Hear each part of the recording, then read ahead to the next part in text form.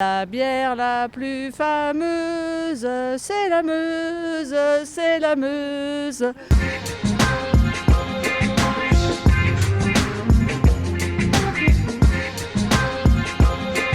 Salut à tous, alors oui je suis tout seul au moment de tourner cette vidéo. Ceux qui nous suivent sur Instagram savent sûrement pourquoi, mais sinon on y reviendra dans les prochains épisodes. Retour sur la deuxième semaine de ce Tour de France. Pour rappel, on était en Bretagne dans le dernier épisode. On avait rencontré pas mal de monde, un ancien président, Julien Stéphan, l'entraîneur principal du Stade Rennais, et puis notamment une mascotte d'un club pro. On avait passé une soirée avec un club amateur, c'était complètement fou. Donc on est parti de Rennes pour aller dans les Pays de la Loire.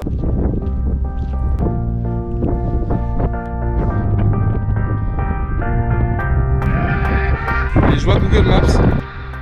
Putain, j'ai failli tomber. Salut Morgane. À Nantes, on y arrivait pendant la réception du PSG, donc c'était impossible pour nous d'accéder au club. Ce qu'on a fait, c'est qu'on allait interroger les Nantais sur leur rapport au football, sur leur relation avec le FC Nantes. Ça arrive, ça arrive. Bonjour monsieur, est-ce que vous auriez 2 minutes? Oui, pas de problème. C'est vrai? Ouais, Est-ce que vous vous intéressez au foot un petit peu? pas du tout. C'est qui ton joueur préféré au FC Nantes? Nicolas Palois. Pour tout ce qui est passement de jambes, roulette et tout. Il est pas là. Il est pas loin? Non, il est pas loin. Toi, est-ce que le foot ça t'intéresse? Ouais mec, moi c'est une partie de ma vie mon gars. Ah ouais? Et tu supportes quel club? Chelsea, j'ai un tatouage mon gars. Tu veux le voir? Ah ouais, on est chaud de ouf. Ah ouais, tu rigoles pas. Te parler football ou te parler supporter? Oh putain, t'as raison, par le ballon là, t'as raison, putain, ça fait plaisir. Bonjour monsieur. Le foot ça vous intéresse un petit peu quand même? Non. Non, Si, non. si. Non, Si? non. Bah si. Bah non. Mais faites semblant, faites-moi plaisir. Ok, j'adore le foot. Vous êtes supporter du FC Nantes? Absolument. Et vous savez contre qui joue le FC Nantes ce soir? Paris Saint-Germain. Je- Paris Saint-Germain. Paris Saint-Germain. Et bah voilà, un petit pronostic. Nantes 1-0. Vous avez le buteur? Oh là, tu me poses des cols. Mbappé, bien sûr. Est-ce que vous pensez que Nantes c'est une ville de foot? Les soirs de match, il y a de l'ambiance un petit peu? C'est une belle ville. C'est une belle ville en tout cas. Ville de foot, on sait pas, mais c'est une belle ville. Il y a une cathédrale. Mais vous êtes un vrai guide Michelin alors? C'est sympa? Ouais. Bon bah on reviendra alors. Vert. C'est beau. Non, c'est pas vert, c'est jaune. Vert, c'est Saint-Étienne. La ville. Hein, regardez le bel arbre en face. Magnifique. Ah oui, il est vert, c'est vrai, il est vert. C'est un très bel arbre. Voilà. Une minute pour parler foot. Vous êtes supporter du FC Nantes, vous ou pas spécialement? Bien sûr, je vais au match ce soir là. Il y a un petit pronostic là, ce serait quoi ce soir? Ça va être compliqué quand même, hein. Je pense que Nantes va quand même perdre, mais ils vont être vaillants. Je pense un petit 2-0 pour Paris. C'est une ville de foot quand même, Nantes. Moi j'étais bercée par le foot étant gamine. Ah, ça c'est intéressant. Mon frère apprenait des chansons. Si je vous les chante, vous allez rigoler. La bière la plus fameuse, c'est la Meuse, c'est la Meuse. La passion du foot à Nantes est un mythe, je ne sais pas. On va essayer d'aller à la rencontre des Nantais, hein. C'est compliqué. Coin. Ils jouent contre le Paris Saint-Germain. Je dis, est-ce que t'aurais un... Tu dis Bounassar. Et moi je dis, est-ce que t'aurais un buteur ce soir? Bounassar. Tu vas mettre combien de buts? 3. Allez, 3 triplés de Bounassar. Il est catalan. Les Catalans, il y avait pas. On a un catalan et un basque. Le FC Bicyclette est international hein, quand même. Bon bah super, est-ce que vous avez un encouragement spécial pour le FC Nantes ou vous en fichez un peu pour ce soir? Pardon. Mais si, tu voulais venir.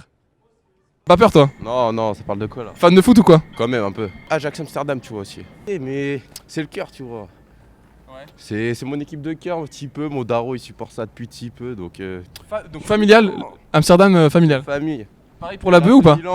Il y a un petit peu les locks là, tu vois, mais les vélos, tout ça aussi. Capitale du vélo. En soi, je mettrais peut-être Mbappé buteur, Ah ouais? Sarabia à gauche Ok. et Di Maria à droite. Ouais. Ça peut être efficace. Hein. Peut-être que Tourelle part, toi tu peux le remplacer là, t'as l'air chaud. Ah mais Si t'as un message à passer au PSG pour qu'il te recrute, tu dirais quoi? bah tu vois, niveau taf en ce moment c'est gris, donc Nasser si tu me vois, appelle-moi parce que je recherche du taf là. Bah, comment tu dis? Je recèle, là c'est chaud quand même. Recherche. Oh, il fait Tu recèles ou tu recherches? Je recherche. Dans la légalité hein. Toujours. C'est important. Jamais. La drogue, c'est pas bon. Je finis l'interview, tu permets?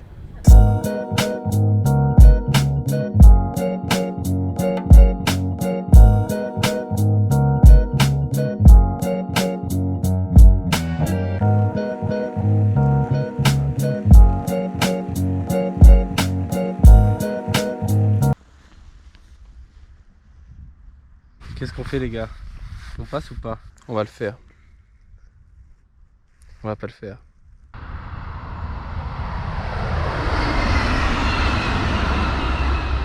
Voyager à vélo, c'est aussi ça, affronter les conditions météorologiques. On se retrouve dans quelques instants de l'autre côté de cette flaque. On est arrivé à Angers tranquillement et là c'était complètement fou parce qu'on a pu aller au centre d'entraînement du SCO, voir l'effectif pro, etc.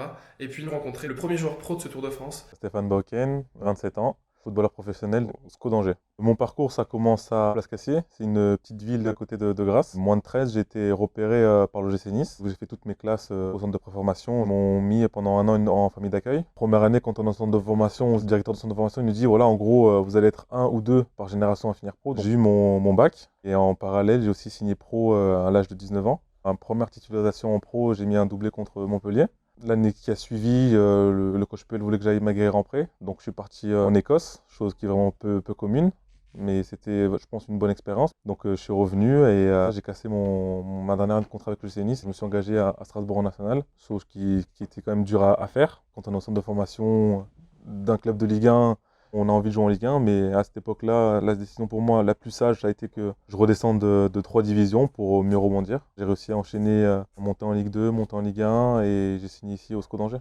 Pour être très honnête avec vous, quand j'étais à l'école primaire, on avait fait une pièce de théâtre et j'avais eu le rôle numéro 1 en fait. Et beaucoup de personnes me disaient ouais, t'étais bon comédie, donc je me disais peut-être que pourquoi pas devenir comédien à cette époque-là. Et avec le temps, quand on devient professionnel, on voit que c'est un tout en fait. Le football, c'est pas forcément que le football, c'est aussi une hygiène de vie, c'est aussi parler devant les médias, c'est aussi faire des actions sociales dans des quartiers, c'est un tout et je pense que la communication en fait partie. Le footballeur c'est le gars qui a de l'argent, qui sort en boîte, qui parle mal. C'est dommage parce que derrière ça il y a un gros travail, bien manger, bien dormir. On regarde des joueurs comme Victorino Hilton, il a plus de 40 ans. À son âge il joue au football, c'est parce qu'il a une hygiène de vie. Ma référence principale, c'est Ricardo Caca qui jouait au Milan AC, qui a joué au Real Madrid. Sa vision de jeu, sa vitesse, balle au pied, c'est vraiment lui qui m'a aussi inspiré dans certains de mes gestes. Un conseil, ne jamais relâcher, toujours croire en soi et toujours rester déterminé.